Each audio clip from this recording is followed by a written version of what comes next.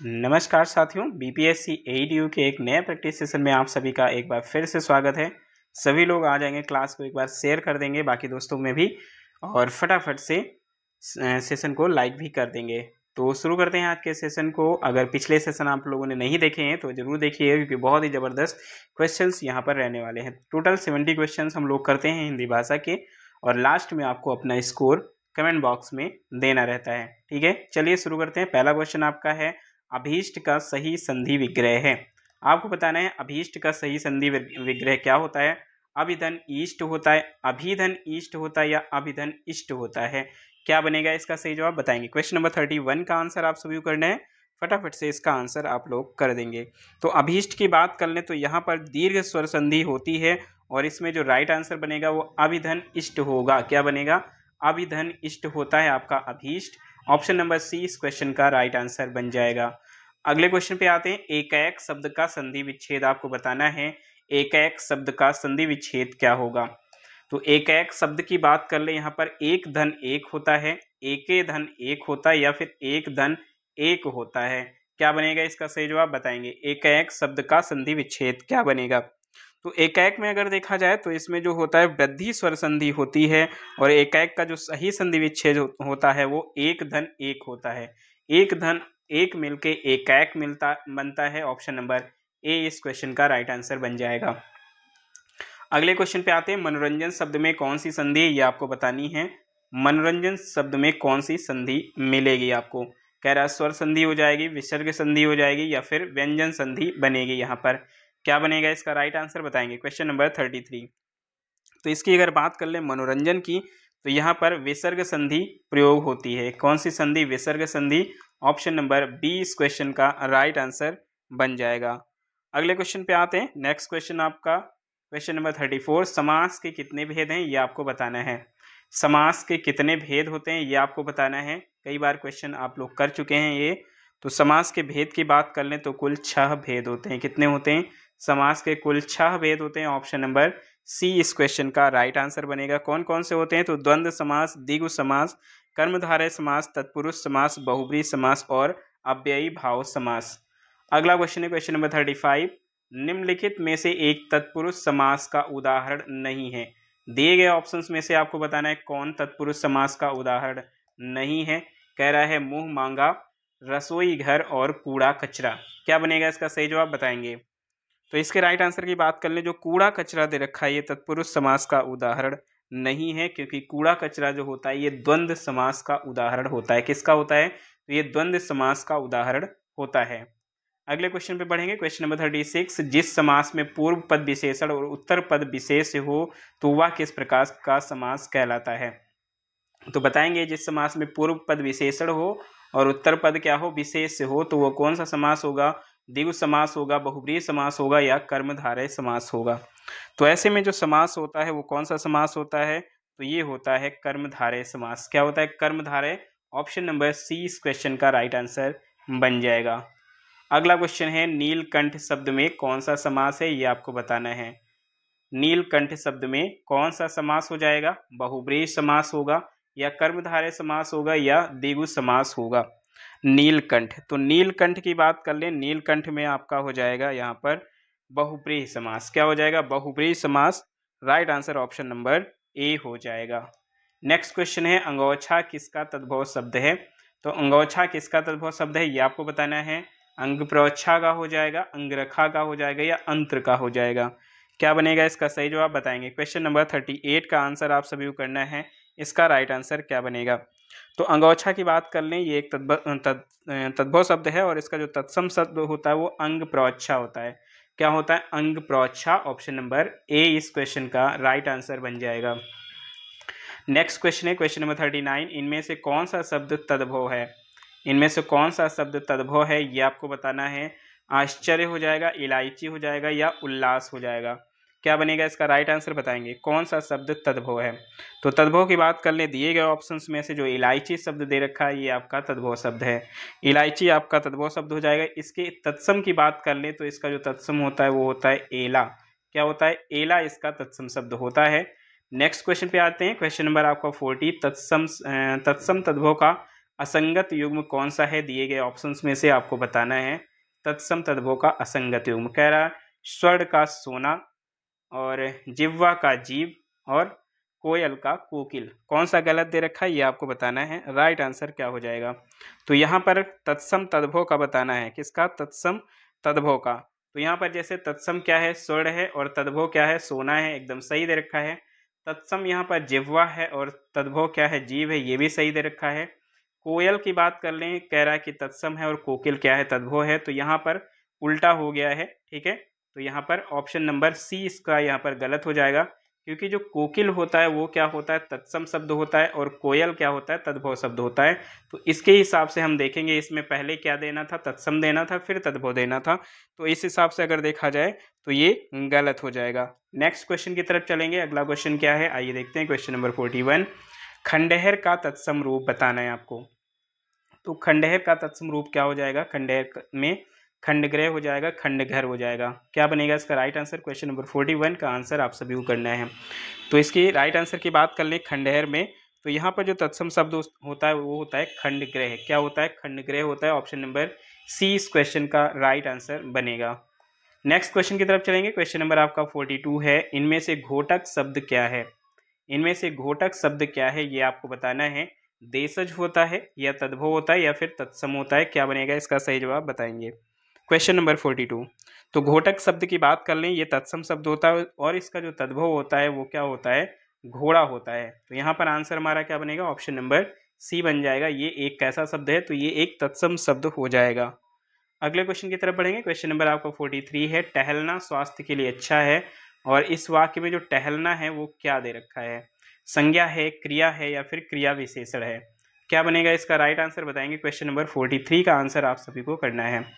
तो यहाँ पर अगर देखा जाए जो टहलना दे रखा है वो एक तरीके से क्या दे रखा है? संज्ञा दे रखी है। तो यहाँ पर क्रियार्थक संज्ञा आएगी। तो राइट आंसर हमारा ऑप्शन नंबर ए हो जाएगा। क्या हो जाएगा? ए हो जाएगा। और संज्ञा का कौन सा? क्रियार्थक संज्ञा बनेगा। अगला क्वेश्चन है क्वेश्चन नंबर 44, निम्नलिखित प्रश्न में 4 विकल्पों में से उस विकल्प का चयन करें जो भाववाचक संज्ञा का सही विकल्प नहीं है। जो भाववाचक संज्ञा का सही विकल्प नहीं है उस विकल्प को यहाँ पर चयन करना है आप सभी को। कड़वाहट हो जाएगा, मिठास हो जाएगा या अंकित हो जाएगा? क्या बनेगा इसका सही जवाब बताएंगे। तो कड़वाहट हो गया, इसके अलावा मिठास हो गया, तो ये भाववाचक संज्ञा के उदाहरण हैं। लेकिन अंकित की बात कर लें तो अंकित यहाँ पर गलत हो जाएगा। ये ऑप्शन नंबर सी की बात कर लें, ये हमें गलत दे रखा क्योंकि ये व्यक्तिवाचक संज्ञा का उदाहरण हो जाएगा। नेक्स्ट क्वेश्चन की तरफ चलते हैं। क्वेश्चन नंबर आपका 45 है, निम्नलिखित में से कौन सा सर्वनाम पद है? चिन्हित कीजिए। दिए गए ऑप्शंस में से आपको बताना है कौन सा सर्वनाम पद है। राधा, वह और सुंदर। क्या बनेगा इसका सही जवाब बताएंगे। क्वेश्चन नंबर 45 और इसका राइट आंसर आप सभी को बताना है।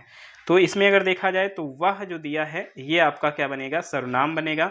बाकी राधा क्या है? यहाँ पर राधा भी व्यक्तिवाचक संज्ञा है और सुंदर क्या है? सुंदर एक विशेषण शब्द है। अगले क्वेश्चन पे चलेंगे। क्वेश्चन नंबर आपका 46 है, दूध में कुछ पड़ गया है वाक्य के रेखांकित शब्द में सर्वनाम क्या है? दूध में कुछ पड़ गया, तो जो इसमें कुछ दिया है ये कौन सा सर्वनाम है? अनिश्चयवाचक है, निश्चयवाचक है या फिर प्रश्नवाचक है? क्या बनेगा इसका सही जवाब बताएंगे। तो यहाँ पर दूध में कुछ पड़ा हुआ है, तो कुछ क्या है? निश्चित नहीं है। तो निश्चित नहीं है तो यहाँ पर कौन सा आ जाएगा? तो यहाँ पर अनिश्चयवाचक आ जाएगा। क्या आ जाएगा? अनिश्चयवाचक आ जाएगा। तो ऑप्शन नंबर ए यहाँ पर राइट आंसर हमारा बन जाएगा। क्या बनेगा? ए इस क्वेश्चन का राइट आंसर बनेगा। अगले क्वेश्चन की तरफ चलते हैं। आविर्भाव का विलोम शब्द आपको बताना है। क्या बताना है? आविर्भाव का विलोम शब्द बताना है। क्या होता है आविर्भाव का विलोम शब्द? तिरोभाव होता है, विरक्ति होता है या फिर अंत होता है? आविर्भाव काफी बार पूछा गया है ये एग्जाम्स में, तो आविर्भाव की बात कर लें, इसका जो विलोम शब्द होता है वो तिरोभाव होता है। क्या होता है? तिरोभाव होता है। ऑप्शन नंबर ए इस क्वेश्चन का राइट आंसर बन जाएगा। बढ़ेंगे नेक्स्ट क्वेश्चन की तरफ। क्वेश्चन नंबर आपका 48 है, अल्प का विलोम शब्द क्या है? अल्प का विलोम शब्द क्या है ये आपको बताना है। ज्ञान हो जाएगा, कल्प हो जाएगा या अति हो जाएगा? क्या बनेगा इसका सही जवाब बताएंगे। क्वेश्चन नंबर 48, तो इसकी अगर बात कर लें तो अल्प का जो विलोम होता है वो क्या होता है? अति होता है। क्या होता है? अति होता है। सी इस क्वेश्चन का राइट आंसर बन जाएगा। अगले क्वेश्चन पे आते हैं। क्वेश्चन नंबर आपका 49 है, स्वच्छता का विलोम शब्द यहाँ पर पूछा गया है कि स्वच्छता का विलोम शब्द कौन सा है? तो स्वच्छता का विलोम शब्द विस्वच्छता होता है या शुद्धता होता है या अस्वच्छता होता है? क्या बनेगा इसका राइट आंसर बताएंगे। तो शुद्ध का होता है अशुद्ध, ये आप सभी को बताया। स्वच्छता का क्या होता है, अस्वच्छता होता है। स्वच्छता का क्या होता है, अस्वच्छता होता है। ऑप्शन नंबर सी इस क्वेश्चन का राइट आंसर बन जाएगा। नेक्स्ट क्वेश्चन की तरफ चलेंगे। क्वेश्चन नंबर आपका 50 है, किस विकल्प में सही विलोम युग्म है। किस विकल्प में सही विलोम युग्म है ये आपको बताना है। सांझ का दोपहर दिया है विलोम, कृपण का दाता दिया है, शुष्क का क्षुद्र दे रखा है। राइट आंसर क्या बनेगा बताएंगे। तो सांझ का क्या होता है, भोर होता है विलोम। क्या होता है सांझ का, भोर होता है। कृपण की बात कर ले तो कृपण का क्या होता है, दाता होता है। ये एकदम सही दे रखा है, कृपण का दाता। शुष्क की बात कर ले, शुष्क का कह रहा है क्षुद्र, तो शुष्क का क्षुद्र नहीं होता बल्कि आर्द्र होता है। क्या होता है, आर्द्र होता है। तो राइट आंसर हमारा क्या बन जाएगा, राइट आंसर हमारा ऑप्शन नंबर बी बन जाएगा, क्योंकि सही युग्म यहाँ पर पूछा गया है। अगला क्वेश्चन, क्वेश्चन नंबर आपका 51, और क्वेश्चन कह रहा है कि निम्नलिखित में से नि उपसर्ग का प्रयोग किसमें हुआ है। नि उपसर्ग का प्रयोग किसमें हुआ है, निराशा में, या फिर निष्कासन में, या फिर निगम में। क्या बनेगा इसका सही जवाब बताएंगे। क्वेश्चन नंबर 51 का आंसर आप सभी को करना है। तो इसकी बात कर ले तो यहाँ पर जो उपसर्ग दिया है वो निगम में दिया है। निगम में नि उपसर्ग दिया है, बाकी सभी में देखा जाए तो यहाँ पर नि उपसर्ग नहीं लगा हुआ है। तो राइट आंसर हमारा ऑप्शन नंबर क्या हो जाएगा, सी हो जाएगा। नेक्स्ट क्वेश्चन की तरफ चलेंगे। क्वेश्चन नंबर आपका 52 है, निम्नलिखित में से हिंदी या फिर संस्कृत का उपसर्ग कौन सा है। तो निम्नलिखित में से हिंदी या फिर संस्कृत का उपसर्ग आपको बताना है कौन सा है, बे, बिल या फिर परा। क्या बनेगा इसका सही जवाब बताएंगे। Question number 52।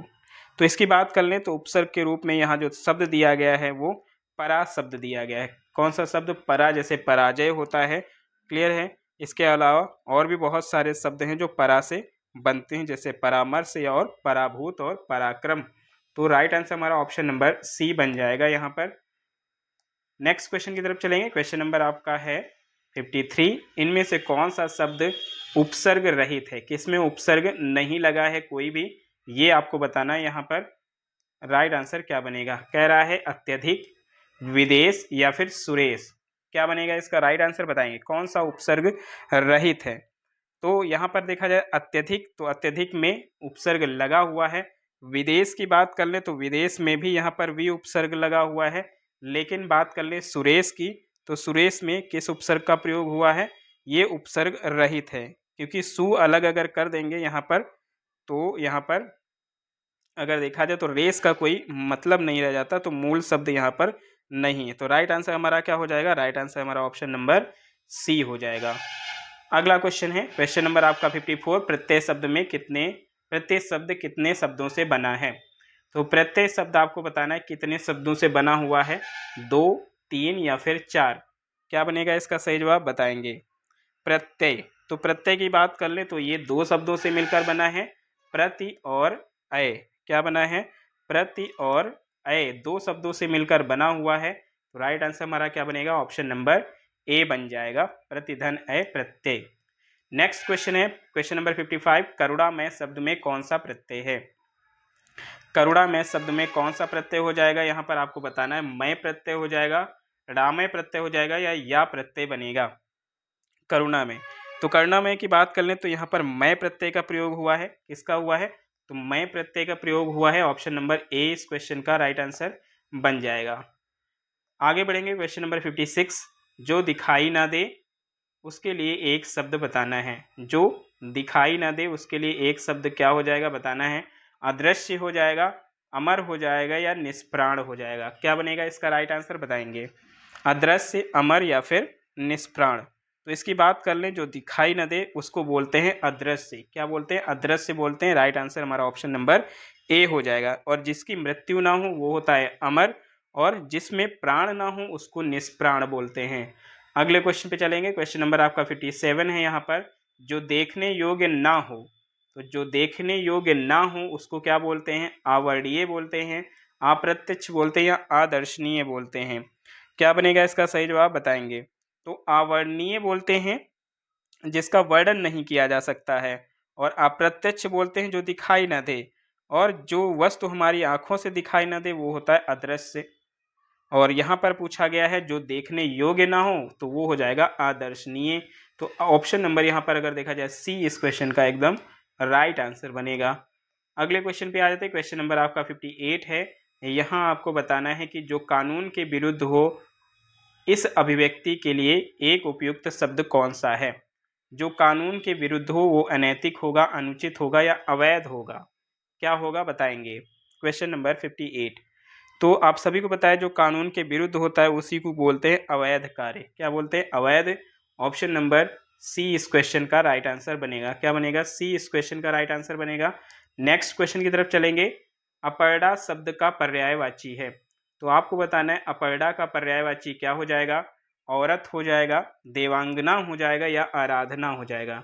क्या बनेगा इसका सही जवाब बताएंगे। अपरड़ा। तो अपरड़ा शब्द की बात कर लें। जो अपरड़ा शब्द अगर देखा जाए तो इसका जो मतलब होता है वो पार्वती होता है। पार्वती का भी ये पर्यायवाची होता है अगर देखा जाए। इसके अलावा यहाँ पर देखा जाए किसका पर्यायवाची होता है ये फटाफट से बताएंगे। तो इसकी बात कर लें। इसके अलावा ये आराधना का भी पर्यायवाची होता है। किसका होता है? आराधना का भी पर्यायवाची होता है। तो ऑप्शन नंबर क्या बन जाएगा? सी इस क्वेश्चन का राइट आंसर बनेगा। क्या बनेगा? सी इस क्वेश्चन का राइट आंसर बन जाएगा। नेक्स्ट क्वेश्चन की तरफ चलेंगे। अगला क्वेश्चन क्या है आइए देखते हैं। क्वेश्चन नंबर 60 है। बिजली का पर्यायवाची नहीं है। बिजली का पर्यायवाची नहीं है, ये आपको बताना है विद्युत, आभा और चंचला। तो बिजली का पर्यायवाची कौन सा नहीं है? तो विद्युत और चंचला तो बिजली का पर्यायवाची होता है, लेकिन आभा की बात कर लें तो आभा का मतलब चमक होता है, तो ये बिजली का पर्यायवाची नहीं होता है। ठीक है, अगले क्वेश्चन पे आ जाएंगे। अगला क्वेश्चन क्या है आइए देखते हैं। Question number 61। अतः शब्द का समानार्थी पहचानिए। अतः शब्द का समानार्थी आपको बताना है अन्यथा, अतएव या फिर परिणामतः। क्या बनेगा इसका राइट आंसर बताएंगे। क्वेश्चन नंबर 61 का आंसर करना है आप सभी को। इसका राइट आंसर क्या हो जाएगा? तो अतः का जो समानार्थी होता है वो अतएव होता है। क्या होता है? अतएव होता है। ऑप्शन नंबर बी इस क्वेश्चन का राइट आंसर बनेगा। नेक्स्ट क्वेश्चन है क्वेश्चन नंबर 62। कह रहा है कि मुझे छोटी बच्ची के लिए कुछ नए कपड़े खरीदने हैं। वाक्य में कौन सा शब्द करता है? कौन सा शब्द करता है उसकी पहचान करनी है आप सभी को। कपड़े, कुछ नए या फिर मुझे। क्या बनेगा इसका सही जवाब बताएंगे। तो जो कार्य करता है वही करता होता है, तो यहाँ पर कार्य कौन है? मुझे। तो मुझे यानी कि ऑप्शन नंबर सी इस क्वेश्चन का राइट आंसर बनेगा। यही करता है। Option number C right answer बनेगा। अगला क्वेश्चन है मेरे दोस्त के लिए चाय लाइए। इस वाक्य में कौन सा कारक है आपको बताना है। मेरे दोस्त के लिए चाय लाइए, इस वाक्य में कौन सा कारक है आपको बताना है। अधिकरण कारक हो जाएगा, अपादान कारक हो जाएगा या संप्रदान कारक हो जाएगा। क्या बनेगा इसका सही जवाब बताना है। तो इसकी बात कर ले तो यहाँ पर हो जाएगा संप्रदान कारक। क्या हो जाएगा? संप्रदान कारक। ऑप्शन नंबर सी इस क्वेश्चन का राइट आंसर बनेगा। अगले क्वेश्चन की तरफ चलते हैं। क्वेश्चन नंबर आपका 64 है। कह रहा है कि वह अगले साल आएगा, इस वाक्य में कौन सा कारक है। वह अगले साल आएगा, इस वाक्य में कौन सा कारक हो जाएगा। अपादान कारक, संबंध कारक या फिर अधिकरण कारक बनेगा। क्या बनेगा इसका राइट आंसर बताएंगे। वह अगले साल आएगा, तो वह अगले साल आएगा, इस वाक्य में जो कारक है वो अधिकरण कारक हो जाएगा। ऑप्शन नंबर सी इस क्वेश्चन का राइट आंसर बनेगा। नेक्स्ट क्वेश्चन की तरफ चलते हैं। क्वेश्चन नंबर आपका 65 है। इनमें कौन सा शब्द विशेषण नहीं है। इनमें से कौन सा शब्द विशेषण नहीं है उसकी पहचान करनी है आपको। राइट आंसर क्या बनेगा। काला, तुम और शांत। क्या बनेगा इसका सही जवाब बताएंगे। तो यहाँ पर काला की बात कर ले, काला और शांत ये दोनों अगर देखा जाए तो विशेषण शब्द हैं, लेकिन बात कर ले तुम की तो तुम एक सर्वनाम शब्द है। ऑप्शन नंबर बी इस क्वेश्चन का राइट आंसर बन जाएगा। ये अगर देखा जाए तो विशेषण नहीं है। नेक्स्ट क्वेश्चन की तरफ चलते हैं। क्वेश्चन नंबर आपका 66 है। निम्नलिखित शब्दों में से विशेषण को पहचानिए। तो इसमें विशेषण को पहचानना है कौन सा विशेषण है। इसमें ऐतिहासिक दिया है, उपासना दिया है और आश्वासन दिया है। क्या बनेगा इसका सही जवाब बताएंगे। क्वेश्चन नंबर 66 और इसका राइट आंसर आप सभी को बताना है। तो यहाँ पर विशेषण की बात कर लें तो जो ऐतिहासिक दिया है ये अगर देखा जाए तो ये एक विशेषण शब्द है। तो ऑप्शन नंबर क्या बनेगा। ए इस क्वेश्चन का राइट आंसर बनेगा। और ये किससे बनता है? तो ये इतिहास से बनता है। तो कभी कभी इसका विशेष से पूछ लेता तो विशेष से क्या होता है? इतिहास होता है। Right answer option number A है। नेक्स्ट क्वेश्चन की तरफ बढ़ेंगे। अगला क्वेश्चन आपका क्वेश्चन नंबर 67 है। आइए देखते हैं क्वेश्चन नंबर 67 में क्या दे रखा है। तो क्वेश्चन कह रहा है कि पहाड़ों पर बहुत वर्षा होती है, वाक्य के रेखांकित शब्द में विशेषण है। तो इसमें रेखांकित शब्द कौन सा है? बहुत। और बहुत किस प्रकार का विशेषण है? सार्वनामिक विशेषण है, गुणवाचक विशेषण है या परिमाणवाचक विशेषण है? किस प्रकार का विशेषण है ये आपको बताना है। राइट आंसर क्या हो जाएगा? तो बहुत यहाँ पर अगर देखा जाए तो परिमाण को दर्शाता है, इसलिए यहाँ पर क्या बनेगा? परिमाणवाचक विशेषण बनेगा, यानी कि सी इस क्वेश्चन का राइट आंसर बन जाएगा। अगला क्वेश्चन है, निम्नलिखित में सकर्मक क्रिया वाला वाक्य नहीं है। तो कौन सा इसमें सकर्मक क्रिया वाला वाक्य नहीं है ये आपको बताना है। जैसे डाकिया पत्र लाया, सीमा ने गाना गाया और लड़का सोता है। कौन सा सकर्मक क्रिया वाला नहीं है? सकर्मक क्रिया वाला नहीं है, अर्थात कौन सा? अकर्मक है। तो लड़का सोता है, अगर ये देखा जाए तो ये एक अकर्मक क्रिया का उदाहरण है। तो ऑप्शन नंबर क्या बनेगा? सी इस क्वेश्चन का राइट आंसर बन जाएगा। नेक्स्ट क्वेश्चन की तरफ चलते हैं। मनोहर सो रहा है, वाक्य में क्रिया का भेद कौन सा है ये आपको बताना है। मनोहर सो रहा है, इसमें क्रिया का कौन सा भेद है ये आपको बताना है। तो अभी इससे जस्ट ऊपर आपने पढ़ा, ये कैसी क्रिया होती है? अकर्मक क्रिया होती है, सोना। ठीक है, तो ऑप्शन नंबर ए इस क्वेश्चन का राइट आंसर बन जाएगा। अगला क्वेश्चन है, हथियाना चिकनाना किस प्रकार की क्रिया है? तो हथियाना और चिकनाना ये किस प्रकार की क्रिया होगी आपको बताना है। इसका राइट आंसर क्या हो जाएगा? नाम धातु क्रिया होगी, या फिर प्रेरणार्थक होगी, या यौगिक क्रिया होगी। क्या बनेगा इसका सही जवाब बताएंगे। तो ये क्वेश्चन पहले भी करा चुके हैं, और ये कौन सा हो जाएगा? नाम धातु क्रिया होती है। कैसी क्रिया होती है? नाम धातु। तो ऑप्शन नंबर ए इस क्वेश्चन का राइट आंसर बन जाएगा। नेक्स्ट क्वेश्चन, क्वेश्चन नंबर 71, यहाँ पर अधोलिखित में से शुद्ध वर्तनी वाला शब्द कौन सा है? तो शुद्ध वर्तनी वाला शब्द आपको छांटना है दिए गए ऑप्शंस में से, जैसे द्वारिका, कालिदास और बाजार। कौन सा शुद्ध वर्तनी वाला शब्द है? तो इसमें अगर देखा जाए तो द्वारिका, द्वारिका देखा जाए तो गलत दे रखा है। ठीक है, द्वारिका गलत दे रखा है, क्योंकि द्वारिका का जो शुद्ध वर्तनी होता है वो क्या होता है? द्वारका होता है। क्या होता है? द्वारका होता है, ना कि द्वारिका। तो पहला तो हमारा गलत हो जाएगा। कालिदास नहीं होता है, क्या होता है? कालिदास होता है। क्या होता है?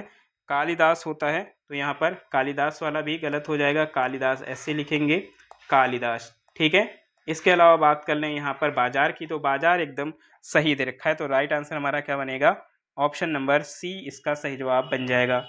नेक्स्ट क्वेश्चन है, इनमें से शुद्ध वर्तनी वाला शब्द छांटना है। तो अंतर्ध्यान अगर देखा जाए तो कैसे लिखा जाता है? अंतर्ध्यान ए बी सी में से कौन सा हमारा सही बनेगा बताएंगे। तो इसकी बात कर लें, यहाँ पर जो अंतर्धान है वो ऑप्शन नंबर जो सी में दिया गया है, ये अंतर्धान की शुद्ध वर्तनी होती है। राइट आंसर हमारा क्या हो जाएगा?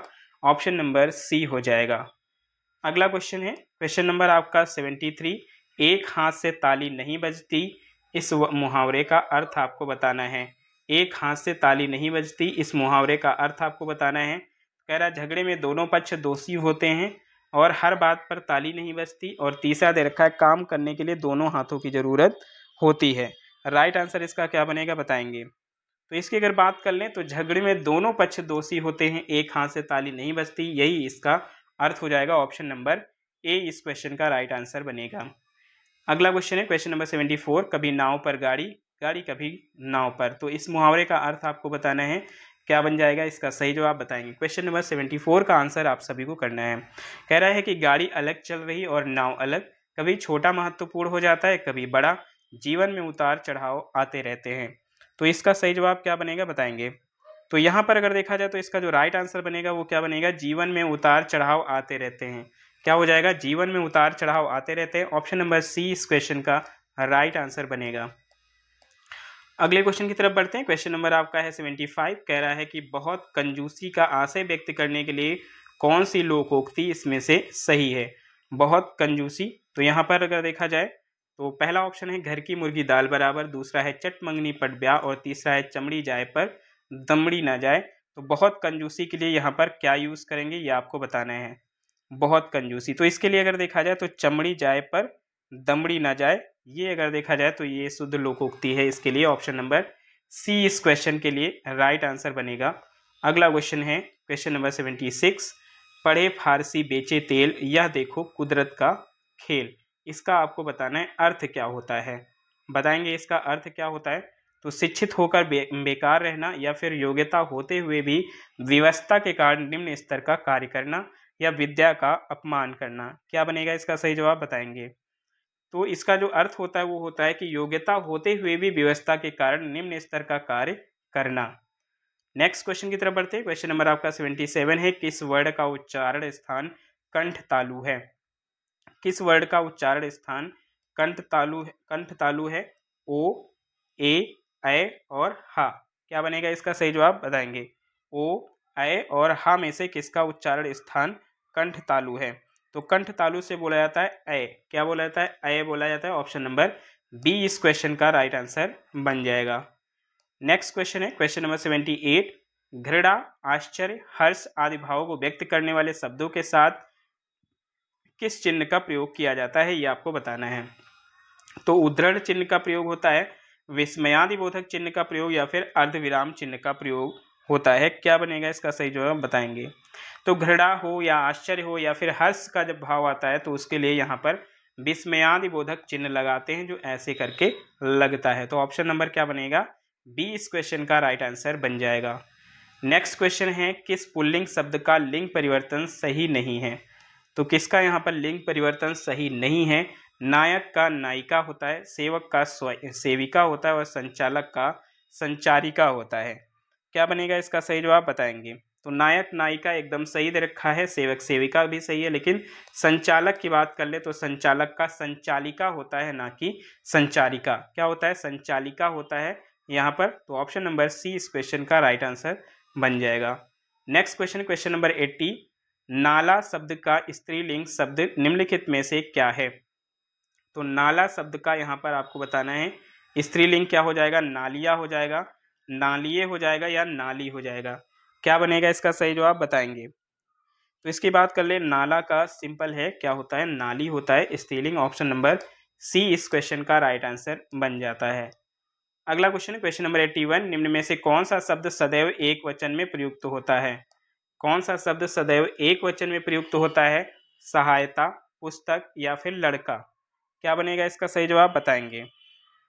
तो यहाँ पर अगर देखा जाए पुस्तक का तो बहुवचन पुस्तकें होता है और लड़का का बहुवचन लड़के होता है, लेकिन सहायता का बहुवचन अगर देखा जाए तो नहीं होता है, ये हमेशा एक वचन में ही प्रयोग किया जाता है। तो ऑप्शन नंबर क्या बनेगा, ए इस क्वेश्चन का राइट आंसर बन जाएगा, सहायता। अगला क्वेश्चन है, वचन के आधार पर असंगत शब्द कौन सा है। तो वचन के आधार पर असंगत को पहचानना है। विद्यार्थी का विद्यार्थियों, गुब्बारा का गुब्बारे, कलम का कलमे। क्या बनेगा इसका सही जवाब बताएंगे। क्वेश्चन नंबर 82 का आंसर करना है आप सभी को। राइट आंसर क्या हो जाएगा। तो यहाँ पर अगर देखा जाए तो विद्यार्थी का अगर देखा जाए तो विद्यार्थी गण हो जाता है बहुवचन। क्या होता है, विद्यार्थी गण बहुवचन होता है, तो विद्यार्थियों नहीं होता है यहाँ पर। तो ऑप्शन नंबर ए इस क्वेश्चन का राइट आंसर बन जाएगा। नेक्स्ट क्वेश्चन की तरफ बढ़ेंगे। क्वेश्चन नंबर आपका 80 यहाँ पर 3 है, दिए गए वाक्य का काल बताना है आपको। राइट आंसर क्या बनेगा। कह रहा है गाय घास चरकर चली गई। इस वाक्य में देखा जाए तो कौन सा काल हो जाएगा बताएंगे। वर्तमान हो जाएगा, भविष्य काल हो जाएगा, या भूतकाल हो जाएगा। गाय घास चरकर चली गई, तो यहाँ पर देखा जाए तो काम समाप्त हो चुका है, इसलिए यहाँ पर क्या बनेगा, भूतकाल बनेगा। क्या बनेगा, भूतकाल। ऑप्शन नंबर सी इस क्वेश्चन का राइट आंसर बन जाएगा। नेक्स्ट क्वेश्चन की तरफ चलेंगे। श्रोता सवाल कर रहा है, इस वाक्य में क्रिया किस काल का बोध करा रही है। श्रोता सवाल कर रहा है, इस वाक्य में क्रिया किस काल का बोध करा रही है यहाँ पर। तो सामान्य भविष्यत, अपूर्ण वर्तमान, या फिर सामान्य वर्तमान। क्या बनेगा इसका सही जवाब बताएंगे। तो यहाँ पर बन जाएगा आपका अपूर्ण वर्तमान। क्या बनेगा, अपूर्ण वर्तमान। ऑप्शन नंबर बी इस क्वेश्चन का राइट आंसर बनेगा। क्या बनेगा, बी इस क्वेश्चन का राइट आंसर बन जाएगा।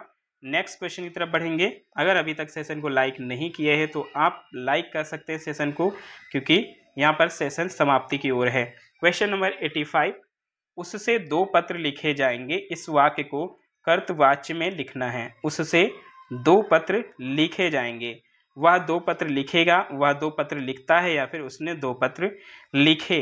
क्या बनेगा इसका राइट आंसर बताएंगे। क्वेश्चन नंबर 85, तो उससे 2 पत्र लिखे जाएंगे, इसको अगर कर्तवाच्य में लिखेंगे तो बोला जाएगा कि वह 2 पत्र लिखेगा। क्या बोलेंगे, वह 2 पत्र लिखेगा, यही इसका राइट आंसर हो जाएगा। अगला क्वेश्चन है, राम से पत्र लिखे गए किस वाक्य का उदाहरण है? राम से पत्र लिखे गए यह किस वाक्य का उदाहरण है? कर्मवाच्य का, कर्तवाच्य का या कर्त कर्मवाच्य का? क्या बनेगा इसका सही जवाब बताएंगे। तो राम से पत्र लिखे गए यहाँ पर हो जाएगा आपका कर्मवाच्य। कैसा वाच्य हो जाएगा? कर्मवाच्य हो जाएगा। ऑप्शन नंबर ए इस क्वेश्चन का राइट आंसर बनेगा।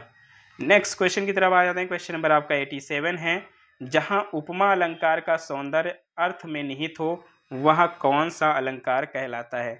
जहां उपमा अलंकार का सौंदर्य अर्थ में निहित हो वहां पर कौन सा अलंकार होगा? शब्दा होगा, अर्था होगा या उभयालंकार हो जाएगा? क्या बनेगा इसका सही जवाब बताएंगे। तो यहाँ पर साफ साफ दिया है अर्थ में जब निहित होगा तो वहां पर कौन सा हो जाएगा? अर्थालंकार हो जाएगा। क्या हो जाएगा? अर्थालंकार हो जाएगा। बी इस क्वेश्चन का राइट आंसर बनेगा। अगला क्वेश्चन, क्वेश्चन नंबर 88 आपका, तीन बेर खाती थी वो तीन बेर खाती है में कौन सा अलंकार है? तीन बेर खाती थी वो तीन बेर खाती, इसमें अलंकार आपको बताना है कौन सा हो जाएगा? अनुप्रास हो जाएगा, यमक हो जाएगा या फिर श्लेष अलंकार हो जाएगा। तो यहाँ पर अगर देखा जाए तो तीन बेर जो शब्द दे रखा है उन दोनों में अगर देखा जाए तो अर्थ अलग अलग हैं। तीन बेर पहला वाला जो है वो समय का बोध करा रहा है और दूसरा वाला जो है वो तीन बेर जो है आपका फल से लिया गया है। तो इस तरह यहाँ पर यमक अलंकार हो जाएगा। ऑप्शन नंबर बी इस क्वेश्चन का राइट आंसर बन जाएगा। नेक्स्ट क्वेश्चन है क्वेश्चन नंबर 89, राम का मुख चंद्रमा के समान सुंदर है में कौन सा अलंकार है? राम का मुख चंद्रमा के समान सुंदर है, इसमें कौन सा अलंकार हो जाएगा? रूपक हो जाएगा, यमक हो जाएगा या उपमा अलंकार होगा? यहाँ पर क्या बनेगा इसका सही जवाब बताएंगे। क्वेश्चन नंबर 89, तो राम का मुख किसके समान है? चंद्रमा के समान सुंदर है, उपमा दी जा रही है, तो यहाँ पर क्या बनेगा? उपमा अलंकार बन जाएगा। ऑप्शन नंबर सी इस क्वेश्चन का राइट आंसर बनेगा। अगला क्वेश्चन है, संतो भाई आई ज्ञान की आंधी रे पंक्ति में कौन सा अलंकार है? तो संतो भाई आई ज्ञान की आंधी में कौन सा अलंकार है? उपमा, अन्योक्त या फिर रूपक अलंकार? क्या बनेगा इसका सही जवाब बताएंगे। तो यहाँ पर ज्ञान की आंधी की बात कर रहा है, तो यहाँ पर समानता के कारण उपमेय में ही उपमान का अभेद आरोप कर दिया गया है और इस तरह जब होता है तो वहाँ पर क्या होता है? रूपक अलंकार हो जाता है। क्या होता है? रूपक अलंकार हो जाता है। सी इस क्वेश्चन का राइट आंसर बनेगा। नेक्स्ट क्वेश्चन है, निरीक्षण का यहाँ पर अंग्रेजी समानार्थी शब्द क्या हो सकता है? या एक तरीके से कहिए कि इसको अंग्रेजी में क्या बोलते हैं? निरीक्षण को सुपरविजन बोलते हैं, इंस्पेक्शन बोलते हैं या चेकिंग बोलते हैं? क्या बोलते हैं? इसका राइट आंसर क्या बनेगा? निरीक्षण। तो निरीक्षण को बोला जाता है इंस्पेक्शन। क्या बोला जाता है? इंस्पेक्शन बोला जाता है। ऑप्शन नंबर बी इसका सही जवाब बनेगा। और सुपरविजन का मतलब क्या होता है? तो इसका होता है पर्यवेक्षण। अगर पर्यवेक्षण होगा तो सुपरविजन करेंगे और चेकिंग का मतलब तो जांच होता है। क्या होता है? जांच अगर बोलेंगे तो ये आपका चेकिंग हो जाएगा। अगले क्वेश्चन पे आएंगे। क्वेश्चन नंबर आपका 92 है और करुण रस के देवता इनमें से कौन है ये आपको बताना है। करुण रस के देवता महेंद्र हैं या फिर आपका यम है या फिर कामदेव हैं? क्या बनेगा इसका सही जवाब बताएंगे। राइट आंसर इसका क्या हो जाएगा? तो यहाँ पर अगर देखा जाए तो महेंद्र दे रखा है, ये वीर रस के देवता हैं। ये किसके हैं? वीर रस के देवता हैं। लेकिन बात कर लें यहाँ पर जो करुण रस के देवता वो हैं यम। यम जो है वो करुण रस के देवता हैं। तो ऑप्शन नंबर बी इस क्वेश्चन का राइट आंसर बन जाएगा। अगले क्वेश्चन की तरफ बढ़ेंगे। क्वेश्चन नंबर आपका 93 है, मंगल करण कलमल हरण तुलसी कथा रघुनाथ की उपयुक्त पंक्ति में कौन सा छंद है? उपयुक्त पंक्ति में कौन सा छंद है ये आपको बताना है। राइट आंसर इसका क्या बन जाएगा? चौपाई है, हरिगीतिका है या रोला है? क्या है बताएंगे। क्वेश्चन नंबर 93, तो मंगलकरण कलमल हरण तुलसी कथा रघुनाथ की ये है हरिगीतिका।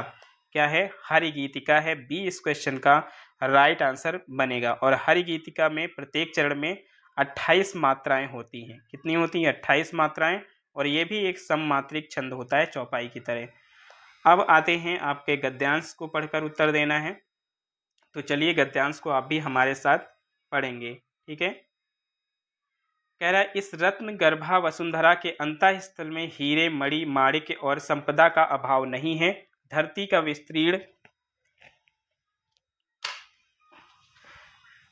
विस्तीर्ण अतल गर्भ अनंत धनराशि से भरा पड़ा है। आवश्यकता है इसके वक्ष को चीरकर उन्हें उगलवा लेने वाले दृढ़ संकल्प और साहस की। धरती के अंदर विद्यमान धनराशि के कारण ही धरती वसुंधरा कहलाती है। इस धरा पर रहने वाले कुछ लोग ऐसा मानते हैं कि यदि भाग्य में नहीं है तो हथेली पर आई वस्तु भी नष्ट हो जाती है। जब हम अपना चिंतन केवल भाग्यवाद को आधार मानकर करते हैं तो हम लक्ष्य की प्राप्ति के लिए अपेक्षित प्रयत्न नहीं करते हैं। प्रयत्न के अभाव में फल भी नहीं मिलता है और लोग भाग्य को दोष देते रहते हैं। ऐसे भाग्यवादी लोगों को कायर माना जाता है। अकूत संपदा तो उसी को मिल सकती है जो पूर्ण संकल्प के साथ कार्य में प्रवृत्त हो। जैसे अर्जुन का ध्यान पक्षी की बेधे जाने वाली आंख पर था, उसी प्रकार जो लक्ष्य के प्रति एकनिष्ठ होकर सतत प्रयासशील रहता है, समय के परिपाक के साथ उस लक्ष्य को पाने में सफल हो जाता है। ऐसे लोग जो भाग्य के सहारे बैठे रहते हैं और प्रतीक्षा करते रहते हैं कि अली बाबा की सिमसिम वाली गुफा का द्वार कब खुलता है, उन्हें जब असफलता का अंधेरा अपने चारों ओर घिरता दिखाई देता है, तब वे पछतावा करते हैं कि उन्होंने व्यर्थ ही समय गंवा दिया। मनुष्य के पास सभी कुछ पा लेने की क्षमता होती है, पर कैसे उसे पाया जाएगा, उसके लिए संपूर्ण निर्णय शक्ति, दृढ़ संकल्प और अपेक्षित परिश्रम आवश्यक है। कई बार लक्ष्य के एकदम समीप पहुंचकर हम अपना प्रयत्न करना छोड़ देते हैं और भाग्य को दोष देते हैं। भाग्य जैसी कोई वस्तु या तो होती ही नहीं है और या परिश्रम की चाबी के साथ मिलकर भाग्य की चाबी का काम करती है। भाग्य की अकेली चाबी सफलता के ताले को नहीं खोल सकती। इसीलिए कवि तुलसीदास ने कहा है, कायर मन कर एक अधारा, दैव दैव आलसी पुकारा। तो ये आपका गद्यांश था। आप वीडियो पॉज करके आराम से पढ़ सकते हैं। ठीक है, अब हम आते हैं क्वेश्चन की तरफ। कह रहा है कि गद्यांश में कायर किसको माना गया है। बताइए, गद्यांश में कायर किसको माना गया है, ये आपको बताना है। राइट आंसर इसका क्या बन जाएगा? जो अपेक्षित परिश्रम से डरकर भाग्य का आश्रय ले उसको, या फिर जो युद्ध में शत्रु को पीठ दिखाकर भाग जाए, या जो पड़ोसी के ललकारने पर घर के अंदर छिप जाए। कायर किसको माना गया है गद्यांश में? राइट आंसर क्या बनेगा? तो गद्यांश को पढ़ेंगे तो लिखा हुआ है कि जो अपेक्षित परिश्रम से डरकर भाग्य का आश्रय ले उसी को बोलते हैं कायर। अगले क्वेश्चन पे चलेंगे। क्वेश्चन नंबर 95 है, भाग्य को कौन लोग दोष देते रहते हैं? आपको बताना है भाग्य को कौन लोग दोष देते रहते हैं। तो जो प्रयत्न के अभाव में फल न मिल पाने के कारण बचाव का बहाना खोजते हैं, या जो परिश्रमशील होते हैं और सफल हो जाते हैं, या फिर जो किसी भी परिस्थिति का सामना करने के लिए तैयार रहते हैं। क्या बनेगा इसका सही जवाब? बताएंगे। Question number 95। तो इसकी बात कर लें तो जो प्रयत्न के अभाव में फल ना मिल पाने के कारण बचाव का बहाना खोजते हैं, यही लोग भाग्य को दोष देते हैं। ऑप्शन नंबर ए इस क्वेश्चन का राइट आंसर बनेगा। अगला क्वेश्चन है, परिश्रम शब्द कौन सी व्याकरणिक इकाई है? परिश्रम शब्द जो है वो कौन सी व्याकरणिक इकाई है, आपको बताना है। ये सर्वनाम है, संज्ञा है, या फिर विशेषण है? क्या है बताएंगे। इसके राइट आंसर की बात कर ले तो ये एक संज्ञा है। क्या है परिश्रम? परिश्रम एक संज्ञा है। ऑप्शन नंबर बी इस क्वेश्चन का राइट आंसर बनेगा। अगले क्वेश्चन की बात कर लें। क्वेश्चन नंबर 97 है, भारत में सर्वाधिक खड़ी बोली वाली भाषा कौन सी है? भारत में सर्वाधिक खड़ी बोली वाली भाषा कौन सी हो जाएगी? हिंदी हो जाएगी, संस्कृत, या फिर तमिल हो जाएगी? क्या हो जाएगा? राइट आंसर हमें बताना है। तो आप सभी को पता है हिंदी अगर देखा जाए सर्वाधिक खड़ी बोली वाली भाषा है, तो ऑप्शन नंबर ए इस क्वेश्चन का राइट आंसर बन जाएगा। नेक्स्ट क्वेश्चन है क्वेश्चन नंबर 98, मेरे से पढ़ा नहीं जाता इस त्रुटि वाक्य के लिए निम्नलिखित में शुद्ध वाक्य पहचाने। कह रहा है कि मेरे को पढ़ा नहीं जाएगा, मैंने पढ़ा नहीं जा रहा है, मुझसे पढ़ा नहीं जाता। क्या बनेगा इसका सही जवाब? बताएंगे। क्वेश्चन नंबर 98, तो इसका जो त्रुटिपूर्ण वाक्य है, इसका जो शुद्ध रूप होगा वो मुझसे पढ़ा नहीं जाता। क्या हो जाएगा? मुझसे पढ़ा नहीं जाता। तो right answer option number C हो जाएगा। अगला क्वेश्चन है, संयुक्त वाक्य वह दंड से बचना चाहता था इसलिए भाग गया। निम्नलिखित विकल्पों में से इस वाक्य के लिए कौन सा एक उचित सरल वाक्य होगा? यानी कि आपको इसको सरल वाक्य में बदलना है। किसको? वह दंड से बचना चाहता था इसलिए भाग गया। इस वाक्य को आपको सरल वाक्य में बदलना है। क्या हो जाएगा? तो वह दंड से बचना चाहता था, भाग गया। बचना चाहता था इसलिए भाग गया, दंड से बचने के लिए वह भाग गया। अगर देखा जाए तो यही हमारा एकदम सही हो जाएगा। ठीक है, आज के अंतिम प्रश्न पर आते हैं। अरे तुम अभी यहीं खड़े हो किस प्रकार का वाक्य है? तो यहाँ पर आपको बताना है, अरे तुम अभी यहीं खड़े हो किस प्रकार का वाक्य हो जाएगा? विस्मयबोधक, आश्चर्यबोधक, या फिर आज्ञार्थक? क्या बन जाएगा इसका? राइट आंसर बताएंगे। तो इसकी बात कर लें, ये एक विस्मयबोधक वाक्य है। कैसा वाक्य है? विस्मयबोधक। ऑप्शन नंबर ए इस क्वेश्चन का राइट आंसर बन जाएगा यहाँ पर। तो ये था आज का सेशन कैसा लगा ज़रूर बताइएगा, और जो लोग अभी लाइक नहीं किए हैं वो एक बार लाइक करके ही जाएंगे सेशन को। मिलते हैं नेक्स्ट सेशन के साथ, तब तक अपनी पढ़ाई जारी रखिए। धन्यवाद। जय हिंद।